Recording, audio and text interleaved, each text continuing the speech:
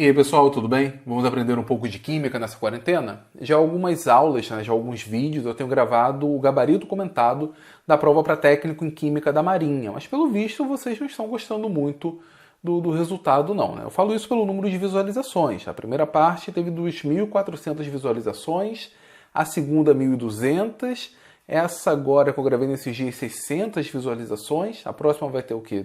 300? Então assim, como o número de visualizações foi bem baixo, isso eu falei lá na primeira aula, vou deixar um pouco de lado o gabarito comentado para técnico em química, mas vamos comentar uma outra prova, vamos ver se anima um pouco mais vocês. Vamos falar um pouco sobre a prova para perito da Polícia Federal, um cargo, inclusive, que chama muita atenção. Quando eu era aluno de graduação, vários dos meus colegas queriam ser peritos da Polícia Federal, eu nunca quis, desde os meus 17 anos, sempre quis ser professor, mas é um cargo muito bacana, um salário elevado. Então, assim, é uma prova bem concorrida, não é qualquer brincadeira. E como que você se prepara para uma prova concorrida dessas? Estudando. Sim, é a única forma de você ficar na frente ali de 355 pessoas. Bom, os cursos da Universidade da Química podem te ajudar, mas nesse momento, em abril de 2020, eles podem te ajudar em parte. Muito do que cai numa prova dessas envolve, por exemplo, o conhecimento de química analítica, em especial análise instrumental. E essa parte nós não temos ainda na Universidade da Química, pelo menos não completa. Entretanto, a parte fundamental, química inorgânica, química geral, química orgânica, isso você encontra e com certeza o que tem lá pode te ajudar. E aproveite que no mês de abril estamos com valores promocionais para assinatura anual, assinatura semestral, além da possibilidade da assinatura full trimestral, semestral e anual. Bom, deixa de papo, já fiz aqui a minha propaganda, vamos lá para a questão. A primeira questão é uma questão de química inorgânica. Eu particularmente gosto muito de química inorgânica, é a parte da química que eu mais gosto.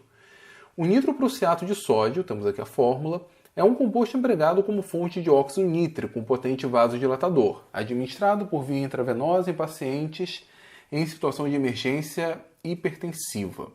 O uso inadequado desse medicamento, que é sensível à luz e que produz cianeto em sua decomposição, pode causar morte acidental por déficit de oxigênio no organismo. Isso porque o cianeto ele acaba se ligando à hemoglobina, por exemplo, e formando um complexo muito mais estável.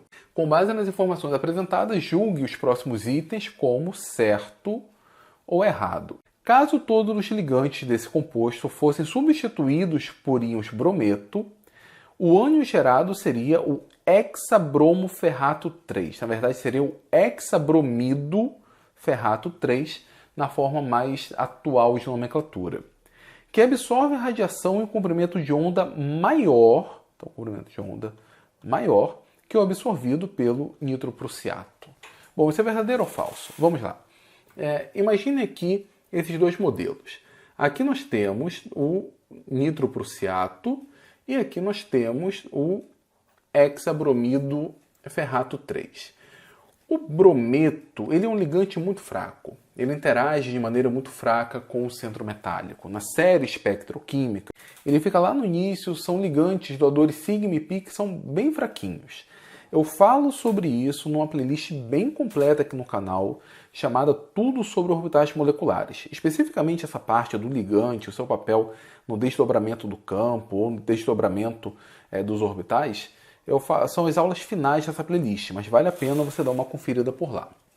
Bom, temos que o bromido, então, na verdade o brometo, ele interage de maneira muito fraca com o centro metálico. Então o desdobramento aqui vai ser um desdobramento pequeno, né? Eu coloquei aqui uma distância relativamente pequena, quando comparado, por exemplo, com o nitroprussiato, que tem inclusive cianeto, um ligante de campo muito forte. Então aqui o desdobramento é muito maior. Quanto mais forte a interação, maior esse desdobramento, maior essa diferença de energia entre os orbitais. Ou seja, esse composto aqui, ele pode absorver uma determinada radiação e passar elétrons dos orbitais T2G, aqui embaixo, para os orbitais EG. Bom, a quantidade de energia absorvida é proporcional a isso que nós representamos como desdobramento, a essa altura.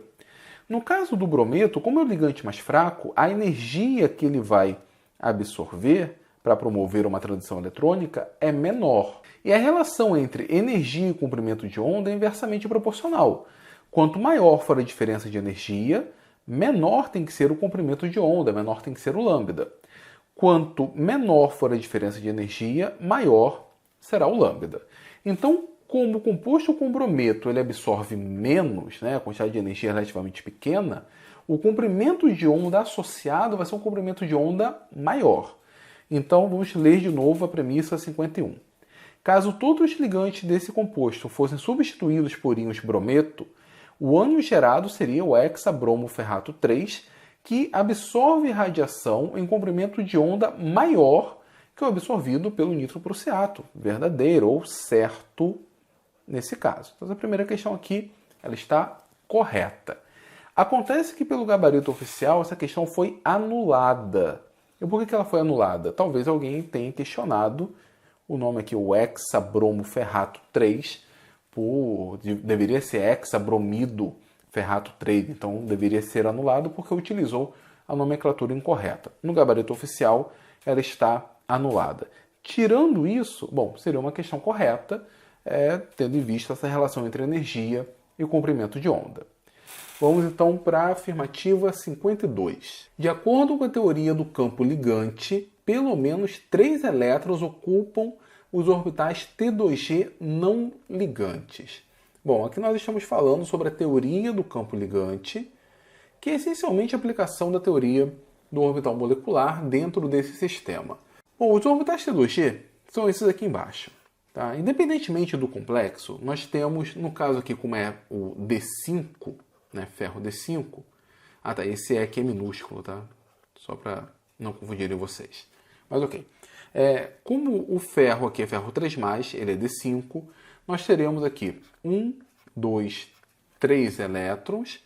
Numa situação de campo baixo, teremos aqui 4, 5. Bom, se for um ligante de campo fraco, nós podemos ter uma situação de spin alto. Então, nós vamos ter aqui 1, 2, 3, 4, 5. Então, com base nisso, vamos reler lá a afirmação. De acordo com a teoria do campo ligante, pelo menos 3 elétrons ocupam orbitais T2G não ligantes. Essa parte aqui de não ligantes é que me incomoda. Se você olhar minhas aulas sobre orbitais moleculares, aqui mesmo no YouTube, eu mostro para vocês os padrões da teoria do campo ligante, né? Como falei, é uma aplicação da teoria do orbital molecular. Quando nós temos os ligantes doadores sigma, os ligantes doadores sigma e π, e os ligantes heterodoadores, né? Doador sigma e receptor π. Bom, o único que apresenta orbital T2G, o único tipo de complexo que apresenta orbital T2G não ligante, ou seja, quando ele não interage, é o sigma doador. Estamos falando de amônia, estamos falando de água. Não é o caso do brometo, se pensarmos ali no hexabromido ferrato. Não é o caso do cianeto, não é o caso do NO. Seja o brometo ou no nitroprussiato, os outros ligantes, nós temos aqui orbitais T2G vazios ou preenchidos que interagem com esses orbitais T2G do metal. Então nós teremos um orbital ou ligante ou antiligante, mas ele não vai ser não ligante. Então assim, por conta dessa parte não ligante sendo estrito, eu diria que essa questão está errada.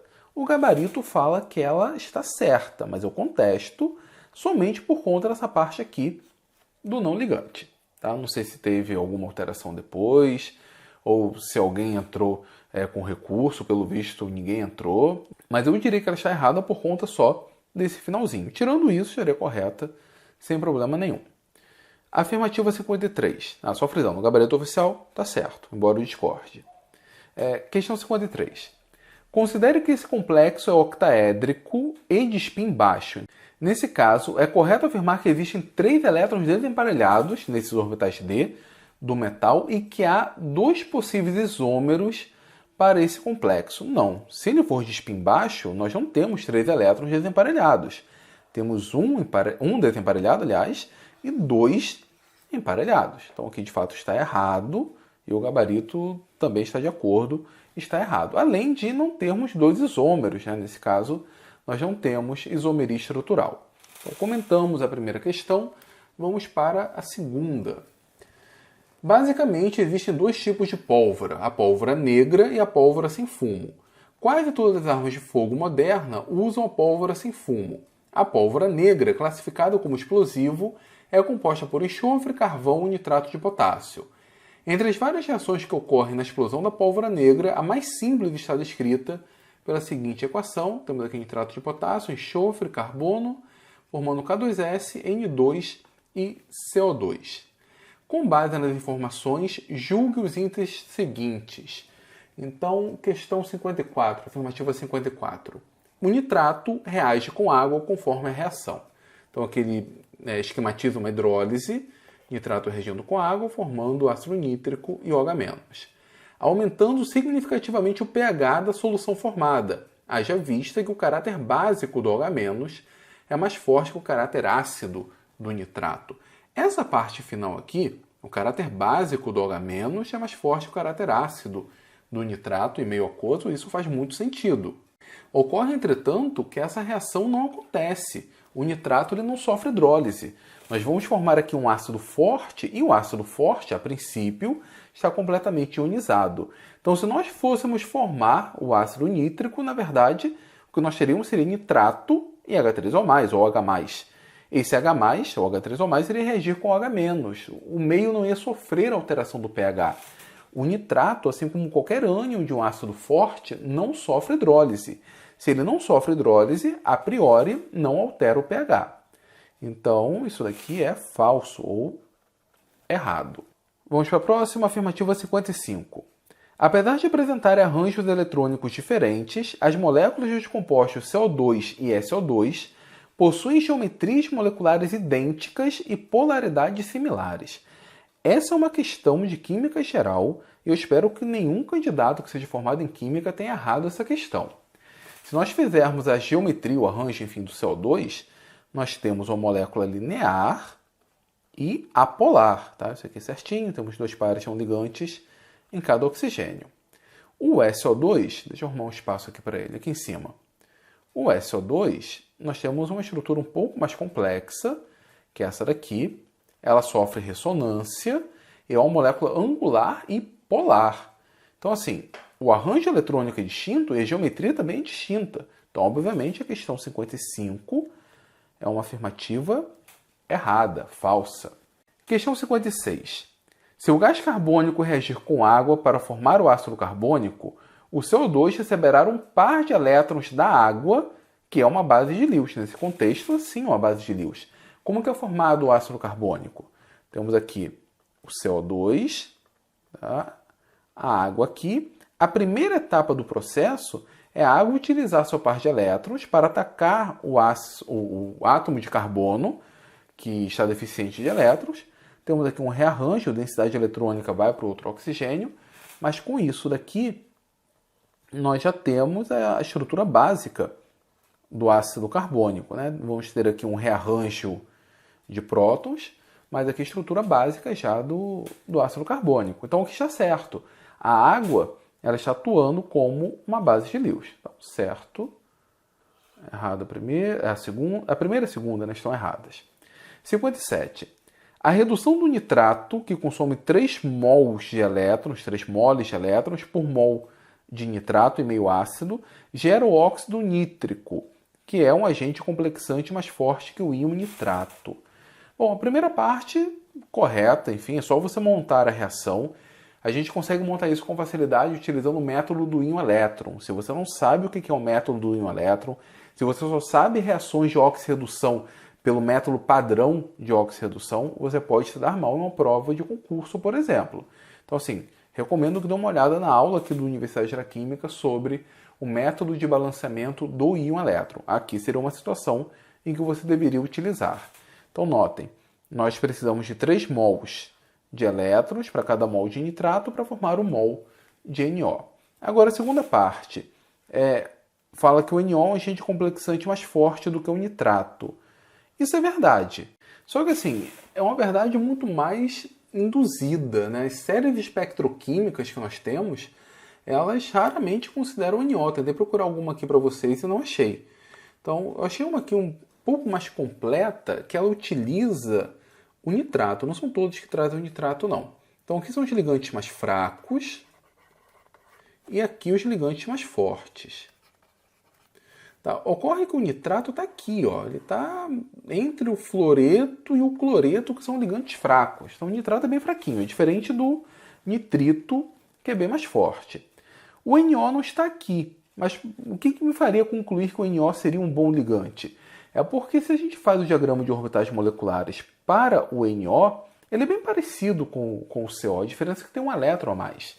De qualquer forma, nós temos orbitais π antiligantes com energia disponível no NO. E são esses orbitais π antiligantes que são capazes de receber densidade eletrônica quando é feito o esquema ali de retrodoação. Então, por ter uma estrutura bem parecida com a do CO, a gente pode concluir que o NO é um ligante relativamente forte. Onde ele se encaixa aqui, a gente, enfim, não tem como saber exatamente. Mas ele é mais forte, sim, do que o nitrato. Então, a questão 57 também está certa. Bom, pessoal, era isso que eu queria falar com vocês. Foram só 2 questões, mas envolveram aqui vários conhecimentos, vários conceitos importantes de química.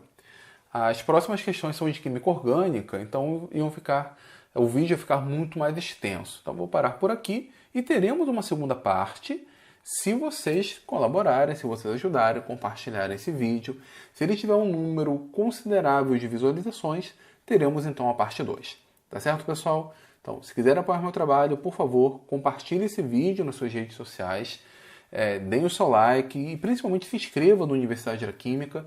Ajude o canal a chegar aos 80 mil inscritos. Tá certo? Valeu e até o próximo vídeo.